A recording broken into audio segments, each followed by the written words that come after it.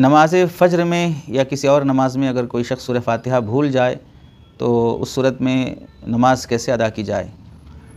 मसला यह है कि अगर कोई शख्स सूरह फ़ातिहा पढ़ना भूल गया और अभी उसने रुकू नहीं किया है तो ऐसी सूरत में चाहिए कि ज़म्मे सूरा जो पढ़ चुका है उसे छोड़ दे, फिर सूरह फ़ातिहा पढ़े, फिर ज़म्मे सूरा पढ़े, उसके बाद रुकू करे।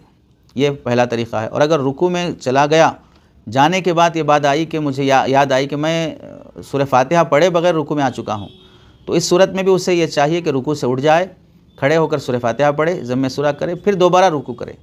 इस तरह नमाज अदा करनी चाहिए ताकि तरतीब से ही नमाज अदा हो। और तरतीब यह है कि पहले सूरह फ़ातिहा, ज़म्मे सूरा, उसके बाद फिर रुकू में जाए।